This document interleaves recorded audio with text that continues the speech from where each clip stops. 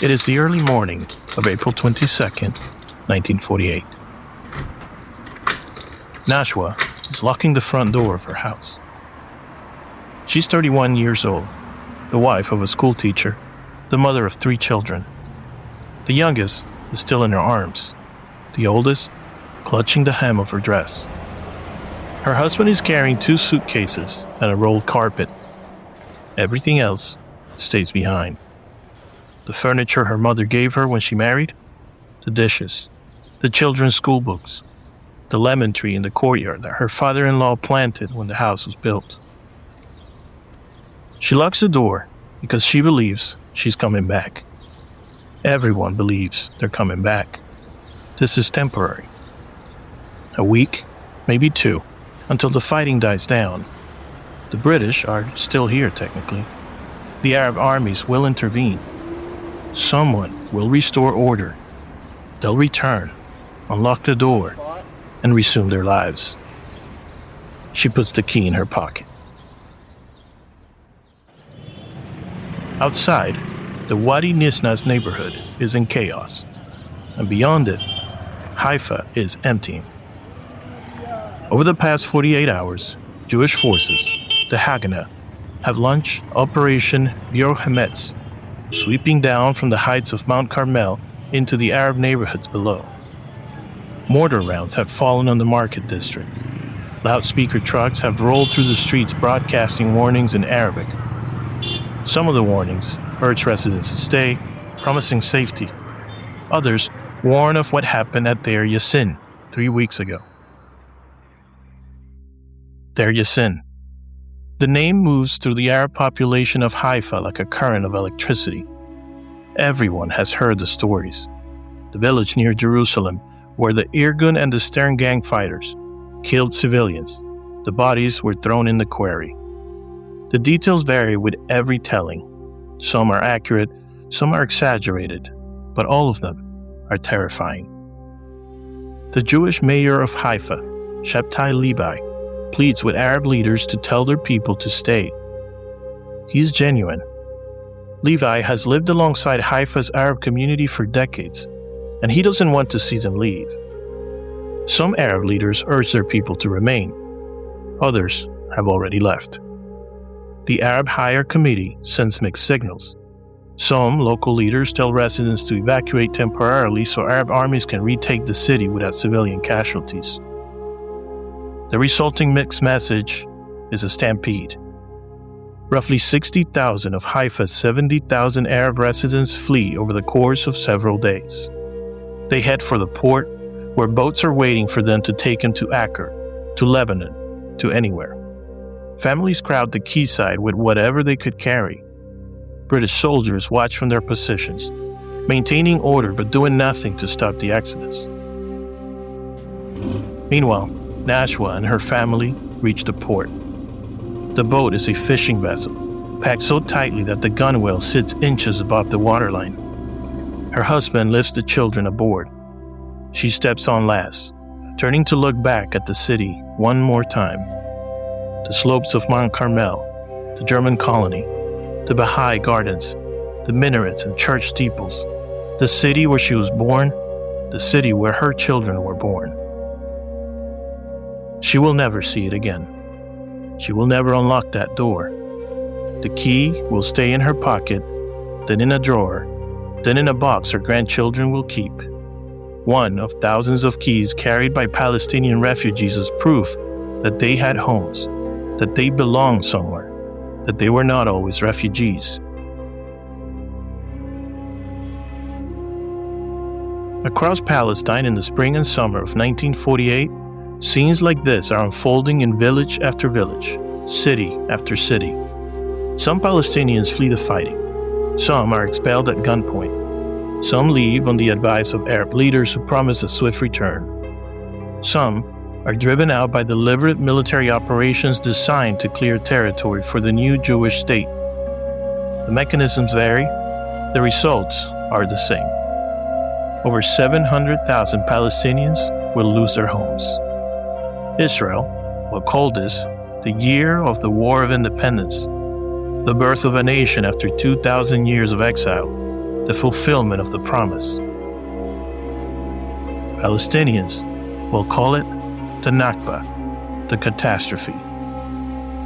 Both names are accurate. Both describe the same events, and the fact that they cannot be reconciled is the wound that will never heal.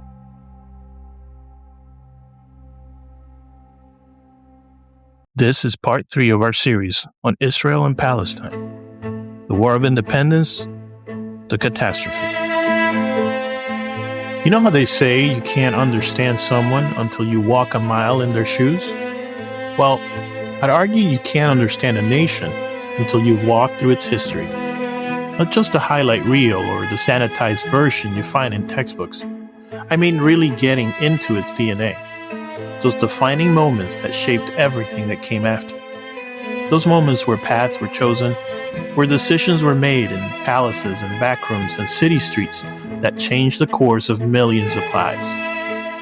I'm your host, Paul, and this is Double Helix, Blueprint of Nations, where we unravel the genetic code of countries through their most transformative moments. Think of it like ancestry testing, but for entire nations.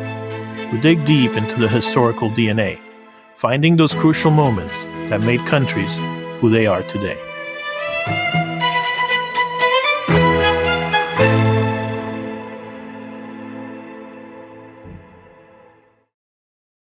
So, before we get started, I owe you guys an apology, a real one.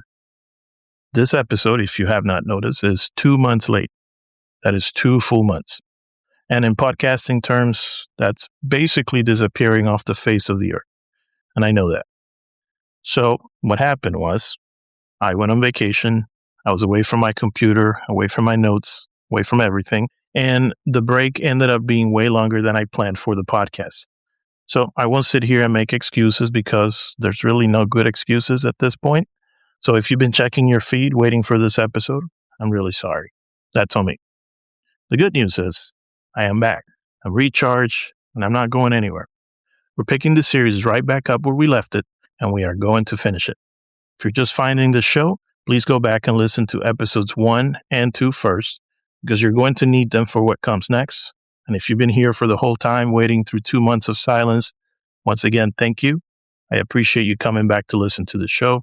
I mean that. You didn't have to stick around, but you did. And if you haven't already, please follow the show wherever you're listening so this doesn't happen to you again. Rate it, leave a review, share it with somebody. I'm also at doublehelixhistorypodcast@gmail.com. I want to hear from you, like I said before, especially on this series. And one more thing, I actually have a new website that you can go check out for the show, dedicated just for the show. The address is going to be linked on the show notes. The new website is historyhelix.podview.com. Once again, historyhelix.podview.com. So if you don't have it, please go check it out. That's the website we will be developing for the show. It's been 2 years coming, so I'm excited that it's finally here. All right, let's get back to it. We left off on November 30th, 1947, the day after the UN voted to partition Palestine. Gunfire was already crackling across the territory. Golda Meir and King Abdullah had looked at each other in the eye and acknowledged that war was inevitable. Today we're going to live inside that war. And I need to tell you up front, this episode carries 2 names because 1948 is genuinely 2 different events happening simultaneously to 2 different people in the same place. One people is achieving the thing that they prayed for across 20 centuries of exile. The other is losing everything. Homes, land, community, the future they imagine for their children. Both experiences are real, both are happening at the same time, and neither one makes the other less true. The partition vote doesn't create 2 states. It creates a vacuum. The British have announced that they are leaving on May 15th, and they've stopped enforcing order. And what fills that vacuum is 5 months of civil war between communities that have lived side by side for 30 years and are now killing each other across every road, every intersection, every hilltop in the territory. The war stars on the roads, because the roads are everything in this context. Jewish settlements are scattered across Palestine in clusters, each one connected to the other by single-lane highways winding through Arab-majority countryside. And every supply convoy that leaves one settlement for another is running a gauntlet. Arab irregular forces, local militias reinforced by volunteers streaming in from Iraq, Syria, and the broader Arab world, understand that if they can cut the roads, they can strangle the Jewish communities before a state is ever declared. The most crucial road is the highway from the coast to Jerusalem. Because 100,000 Jews live in Jerusalem, and every calorie of food, every drop of fuel, every bullet they receive has to come up through a narrow gorge called Bab al-Wad, the gate of the valley, where limestone cliffs press in on both sides and 100 fighters can hide in the scrub on the ridgelands without ever being seen. Let me take you inside one of these convoys.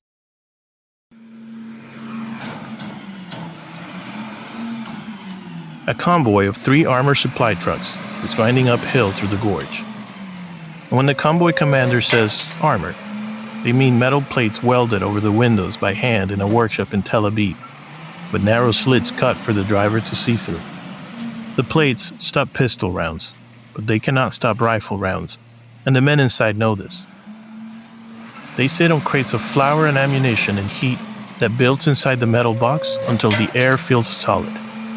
Nobody speaks. Everybody listens. The first shot cracks off the cliff wall. The lead driver's head snaps back and the truck lurches sideways across the road.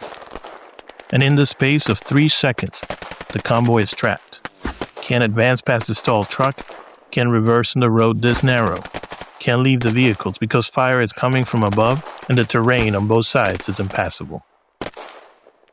For 4 hours, the crew fights from inside the trucks while bullets punch through the metal. 2 men bleed out before reinforcements arrive. A soldier in the second truck later writes on a letter home. We could hear them dying in the truck ahead of us, and we could not reach them. I have never felt so useless in my life. The burnt-out hulks of trucks like these will line the road to Jerusalem for decades, left there deliberately by the Israelis as monuments, painted rust red to preserve them against the weather. If you drive from Tel Aviv to Jerusalem today, you may pass them sitting in the gorge where they died. For Israelis, they are sacred objects, proof of what the nation endured to exist. For Palestinians, they mark a road that runs through the land that was theirs, carrying supplies for a project built on their dispossession. By March 1948, Jerusalem is slowly suffocating. The road is effectively closed. The Haganah leadership in Tel Aviv can see the trajectory. Unless they break the siege and secure contiguous territory before the British leave and the Arab armies invade, the Jewish state will be born dead. They adopt an operational plan called Plan Dalet, or Plan D, and the arguments about what that plan means have been going on for decades and will probably never stop. What I can tell you is this. The plan authorizes Haganah forces to secure territory for the Jewish state, and it explicitly permits the destruction of Arab villages used as military bases and the expulsion of hostile populations from strategic areas. Israeli historians read it as a survival document, a defensive response to months of Arab attacks designed to keep Jewish communities alive long enough for statehood to become real. Palestinian historians, and Israel's own new historians, read it as the operational framework for clearing Arab communities from the territory, whether or not those specific communities are shooting at anyone. In other words, ethnic cleansing. Both readings are supported by what actually happens, because what actually happens depends on which village you're standing in, which commander is giving orders, and what day of the week it is. In some places, Arab populations leave before Jewish forces arrive. In others, they're forced out at gunpoint. In others, they are killed outright. And yet in others, they stay and become citizens of the new state of Israel. That inconsistency is the most honest thing about 1948. It resists the clean narrative that both sides want to tell us about it. Let me take you to the village of Deir Yassin, the day before everything changes. A small Arab village on the ridge overlooking the Jerusalem road, maybe 400 to 600 people. Limestone houses with arched doorways clustered together the way hill villages in Palestine have been clustered for centuries. The terrace fields below are planted with wheat and lentils. The olive groves on the slopes are old. Some of the trees have trunks so thick that children can hide inside the hollows. Families here know each other the way families in small places always do. By marriage, by grudge, by whose grandfather sold land to whose uncle, by the gossip carried from the well to the kitchen. The Mukhtar, the village headman, has signed a non-aggression agreement with the nearby Jewish settlement of Kibbutz Shaul. Deir Yassin will stay out of the fighting. The Jewish settlement will leave Deir Yassin alone. In a territory that's been disintegrated into communal slaughter for 4 months, this little village has kept its word. Nobody in Deir Yassin has fired on a Jewish convoy or sheltered fighters or done anything except try to ride out the storm. On the evening of April 8th, the women are baking taboon bread for tomorrow. The children have come in from the fields. An old man sits outside his house watching the last light on the Jerusalem hills, the way old men in these villages have watched light for 1,000 evenings. Fighters from the Irgun and the Stern Gang, the same paramilitary organizations that bombed the King David Hotel, the same groups the mainstream Zionist leadership considers dangerous rogue operators, approached Deir Yassin before dawn. Their stated objective is clearing the village as part of the operation to open the road to Jerusalem. What happens over the next several hours will be argued about for as long as this conflict exists, because the facts themselves are weapons, and every fact in this story has been sharpened to cut in one direction or another. The attackers will later claim they met armed resistance and that the dead fell in combat. The survivors describe something very different. A woman named Halima Eid, whose testimony was recorded by Palestinian researchers decades later, recalled.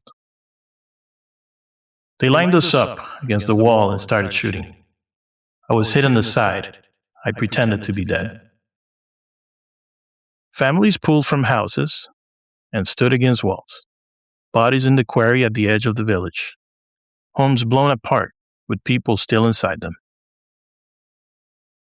The death toll becomes its own battlefield. The earliest reports claim more than 250 dead, a number inflated by Arab leaders to rally the world's outrage, and a number the Irgun allows to stand because they want Arab communities across Palestine to hear it and be terrified.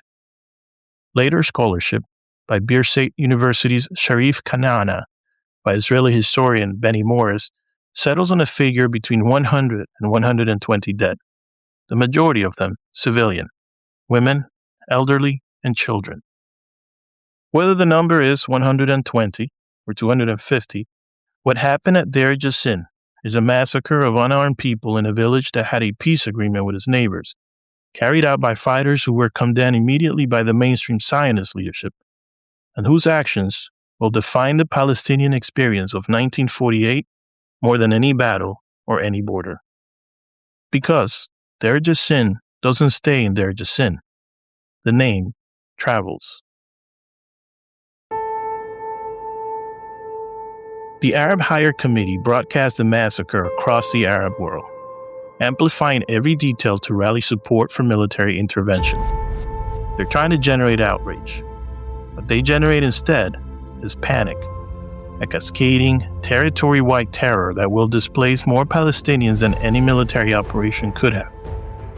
Across Palestine, Arab communities hear about Deir Yassin and make the same calculation.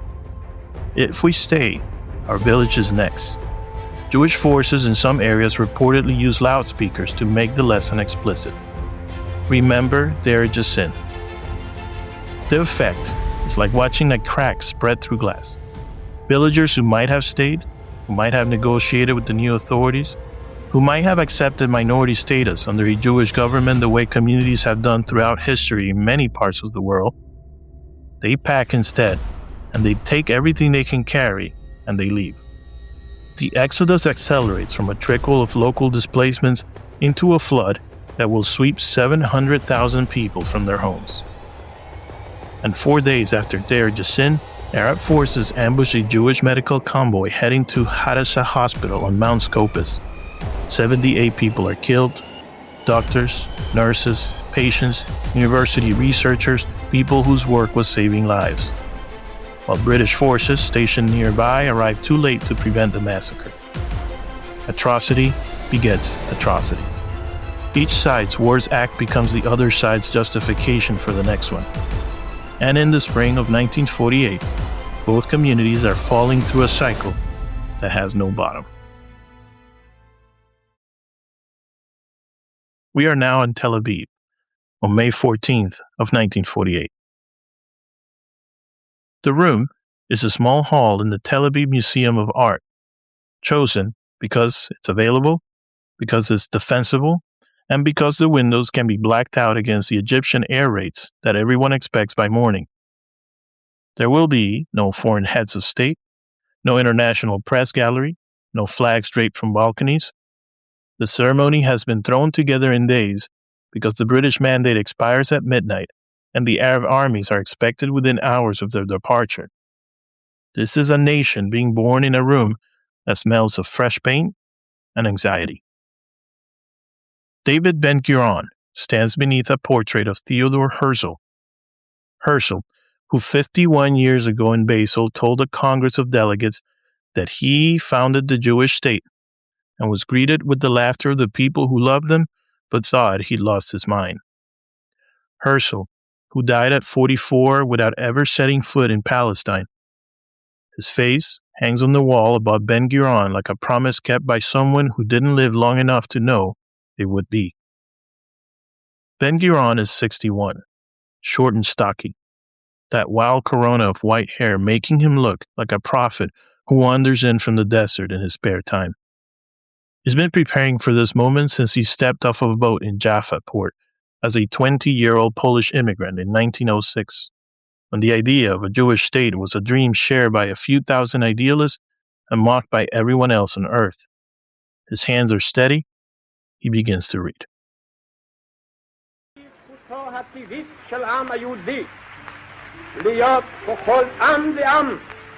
The Declaration of Independence of the State of Israel reaches back through the entire arc of this series.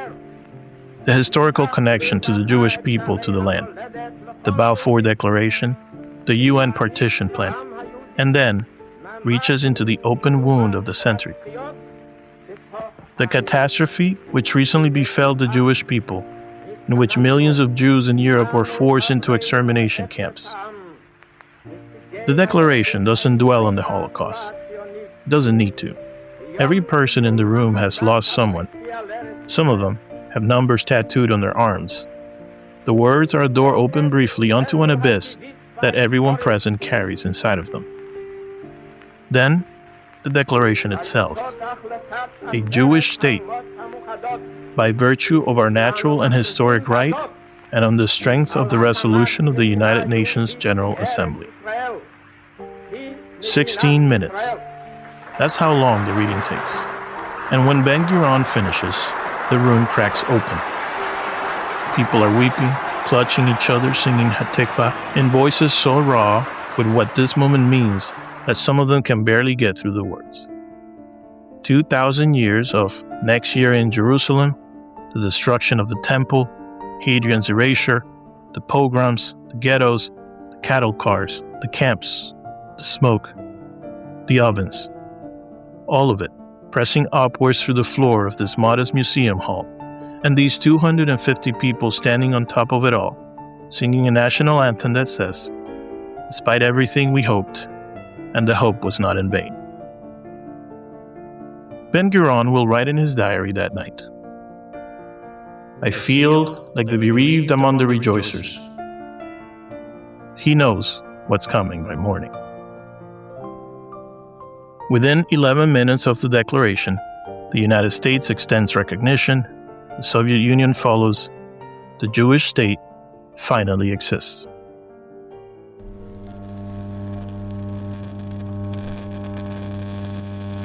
In an Arab home in Jaffa, a family gathers around the radio. It is the same evening of May 14th, 1948. The father, a shopkeeper who has been watching his city empty for weeks, translates the Hebrew broadcast for his wife and mother. The Jewish state has been declared. The British are leaving. The Arab armies are coming. Egypt, Transjordan, Syria, Iraq, Lebanon. The radio commentator from Cairo promises that the invasion will crush the new state within days, that the refugees will return, that justice will be restored. The old woman listening is not reassured. She has lived through enough broken promises to know what this sounds like. She has watched her neighbors leave, one family at a time, carrying suitcases down to the port, and she can see the trajectory even if Cairo cannot. By tomorrow morning, Egyptian Spitfires will be all over Tel Aviv, and the war between communities will become a war between nations. Let me take you to Jerusalem, because this is where both sides' deepest fears become real.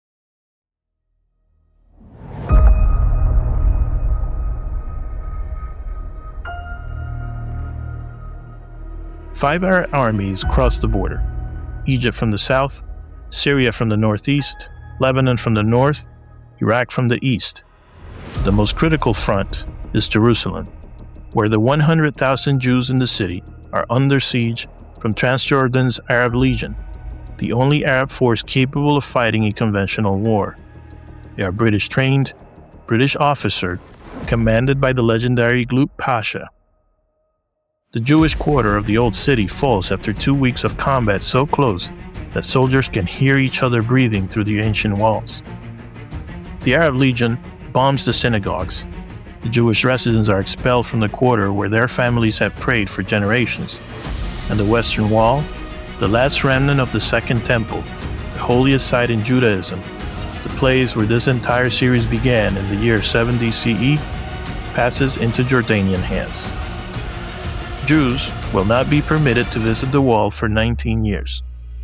When Israeli paratroopers finally reach it in 1967, hardened soldiers will press their faces against the stone and weep, and the echo of that weeping will reach all the way back to Josephus describing the scream that rose from Jerusalem when the temple fell. The same wall, the same grief, 19 centuries apart. The five Arab armies look devastating on paper, but the paper lies.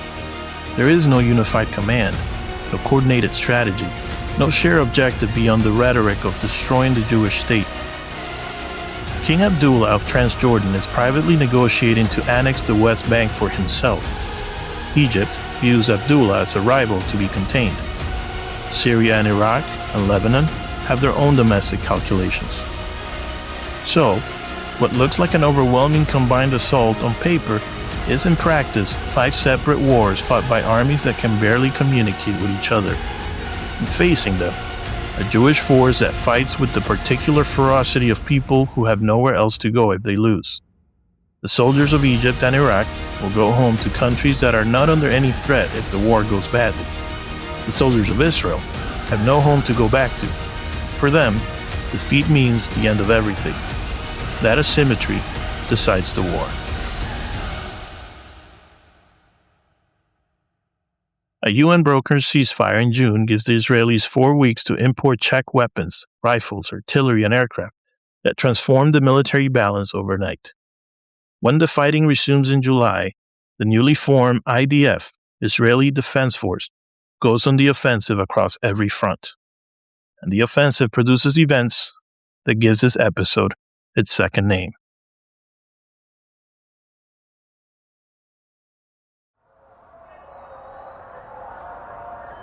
We're in central Palestine, in the town of Lydda, on July 12th and the 13th of 1948. Lydda is an Arab town of roughly 20,000 that has swollen to nearly 50,000 as refugees from areas already captured have poured in looking for safety. Ramley, a few miles away, is in a similar condition. Together, they sit on the road between Tel Aviv and Jerusalem, the same road where Jewish convoys died in Bab al-Wad, the same strategic artery that has defined the war from the beginning. The town's location seals the fate of every person living in them. Israeli forces capture both towns in a rapid assault on July 11 and 12. Then, an order comes down the chain of command, a chain that includes Yitzhak Rabin, then a 26-year-old operations officer who will one day become Prime Minister of Israel, shake Yasser Arafat's hand on the White House lawn, win the Nobel Peace Prize, and then be shot dead by a Jewish extremist who considers peace with the Palestinians a betrayal of God. But all of that is decades away. In July of 1948, Rabin is a soldier, and the order is blunt.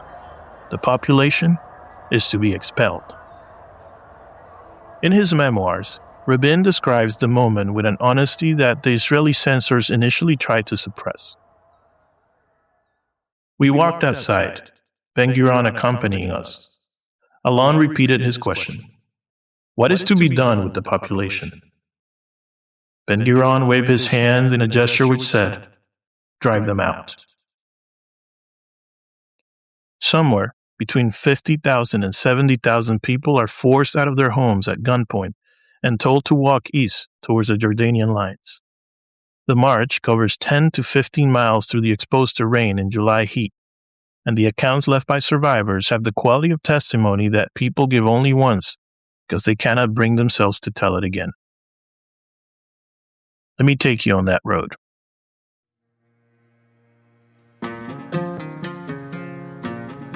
An old man walks with his daughter's family, carrying a cloth bundle that contains documents proving ownership of his house and his land, because he still believes that proof of ownership means something, that the law will still apply, that someone will look at these papers and let him go home. His daughter carries her youngest child in her hip while pulling her 5-year-old by hand. Her husband carries a suitcase in one hand and an elderly neighbor's arm in the other. Behind them, stretching back as far as the eye can see, is a column of human beings that seems to have no end. Tens of thousands of people, shuffling through the dust and the heat, leaving behind houses built by their own grandparents, orchards older than memory, the graves of their ancestors. Some accounts describe Israeli soldiers taking valuables from the refugees at checkpoints, rings, watches, whatever money people managed to grab before they were forced out. Water, as you can imagine, is scarce. The sun is merciless. People fall, and the column behind them because there's nowhere to stop. People die on the march. How many is impossible to know with certainty. Estimates range from dozens to several hundreds, most from dehydration and exhaustion. A mother realizes that the child she's been carrying for miles has gone still in her arms. There's nowhere to lay him down, no shade, no water, and no one to help, because everyone around her is in the same condition. Among the people on the road is a 17-year-old from Lydda named Ismail Shamut. He walks with his family and every detail of the day. The light, the dust, the faces of the people around him, and the way the horizon shimmered in the heat so that you couldn't tell where the road ended and the sky began, will burn itself into him so deeply that it becomes the raw material for the rest of his life. Shamut will become one of the most important Palestinian artists of the 20th century. His paintings, refugees carrying bundles on their heads, families walking beneath a merciless sun, figures looking back over their shoulders at homes that have already disappeared, will become the visual language of the Nakba. When the documents are classified and the witnesses grow old and die, the paintings remain. The art is how the experience outlives the generations that endured it. Lydda and Ramlet are the largest and most documented episodes, but the expulsions and the flights are happening across Palestine. The village of Tentura, south of Haifa, the towns of the Western Galilee, communities scattered along the Jerusalem corridor. By the time the war ends, between 700,000 and 750,000 Palestinians have lost their homes. Roughly 400 villages have been depopulated. In the months and years that follow, many of these villages will be physically demolished, their stones carried away for new construction, the land absorbed into Jewish settlements, their names erased from maps and replaced with Hebrew names that reach back past the Arab centuries to claim an older, deeper connection, at least in the eyes of the beholders. And if you remember what Hadrian did to Judea in 135 CE, renaming the province, rebuilding Jerusalem as a pagan city, overriding every trace of Jewish presence, the parallel is as bitter as it is exact. History using the same methods in the same land, but on different people. The refugees, for their part, end up in camps, in the West Bank under Jordanian control, in the Gaza Strip under Egyptian control, in Lebanon, Syria, Jordan, administered by the UNRWA, the United Nations agency that exists because nobody in the world knows what else to do with 750,000 people displaced. The camps are supposed to be temporary, but 78 years later, they are still there. The families who locked their front doors before leaving, who believed, with a faith that breaks your heart, that they'd be back in a week, they hang those keys on nails inside their tents. The keys become the symbol of everything that was taken. Palestinian children grow up being taught the name of their village, the location of their family's land, which trees grew in the courtyard, where their grandparents are buried. They inherit an exile they didn't choose and a longing they can't fulfill. For 2,000 years, Jews maintained the memory of a lost homeland through prayer, text, and ritual. Next year in Jerusalem, repeated across centuries, keeping alive a connection to a place most of them had never seen. Now, in the same land, Palestinians begin exactly the same process, preserving the memory of villages that no longer exist, passing stories of specific houses and specific olive trees from a parent to a child, insisting on the right of return to a home that is being remade around their absence. The land produces the same grief in everyone who loses it. The war ends without peace, just armistice agreements negotiated on the Greek island of Rhodes, separate deals with each Arab state, ceasefire lines drawn in green ink on maps by diplomats who call them temporary. The Green Line. It will define the geography of this conflict for the next 70 years. In the aftermath, Israel now controls 78% of Mandate Palestine, far more than the 56% the partition plan allocated. And the independent Palestinian state, the partition plan promised? It never comes into existence. Jordan annexes the West Bank and East Jerusalem, including the Old City and every holy site within its walls. Egypt takes the Gaza Strip and refuses to annex it, leaving its people in political and legal limbo. The Arab states that went to war under the banner of Palestinian liberation end up dividing the Palestinian homeland among themselves. And none of them, not Jordan, not Egypt, not Syria, not Iraq, offers the Palestinians a state of their own within their borders. The armies came to save Palestine and left having consumed it. Inside Israel, the new state absorbs immigrants at a speed that would buckle most countries. The population doubles in 3 years as Holocaust survivors arrive from Europe alongside Jews either expelled or fleeing Iraq, Yemen, Morocco, Egypt, Libya, ancient communities uprooted by the regional upheaval that 1948 has set in motion. And the Mizrahi Jews, those from Arab and Muslim majority countries, arrive expecting the brotherhood of a shared homeland and discover instead that the Ashkenazi European Jews who built the state consider them culturally inferior, sending them to peripheral development towns, funneling them through an absorption program designed to strip away their Arabic-inflected cultures and make them as proper Israelis, which means in practice, more European. The founding story of the state is an Ashkenazi Jew story. Herzl, the kibbutz, the pioneers, the Holocaust. And the Mizrahi experience, with its own centuries of roots in the regions, its own relationship with the Arab world, its own displacement, is pushed to the margins. That fracture will also shape Israeli politics for decades to come, and it is perhaps a story for another series. The state is built, in part, on the physical remains of the world it displaced. Jewish immigrants moved into abandoned Arab homes in Haifa, Jaffa, Jerusalem, and Lydda. Families from the ruins of Europe settling into houses where someone else's family photographs are still on the walls. Arab orchards become Israeli farmland. Villages are demolished and replaced. The landscape is being rewritten. The old story is still there underneath, visible to anyone willing to look. In the cactus hedges that once marked the borders of Arab fields, in the stone foundations that surface through the grass, and the arched doorways that lead now to empty sky. There's a Hebrew phrase that captures the Israeli understanding of 1948. Ein breda. There is no alternative. We had no choice. The Arab states invaded.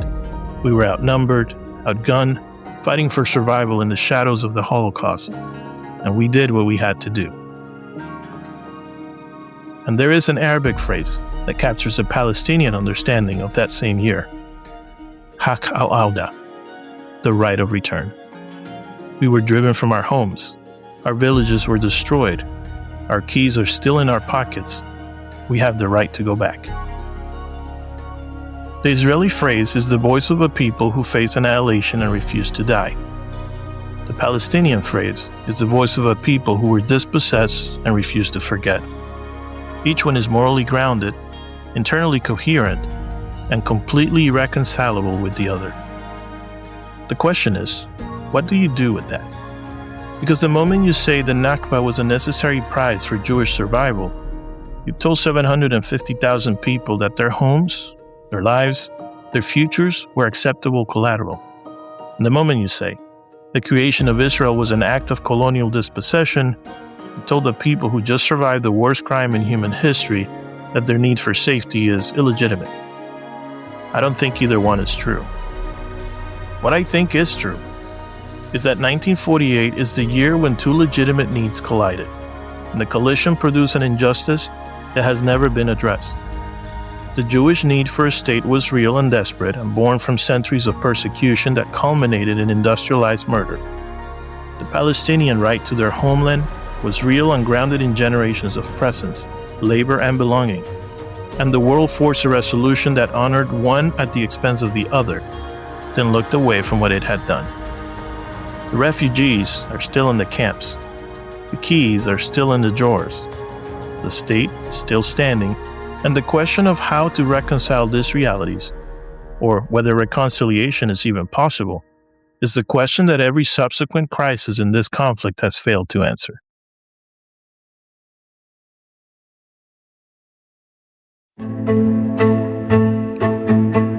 Next time, on Double Helix, is June of 1967, and Israel is surrounded.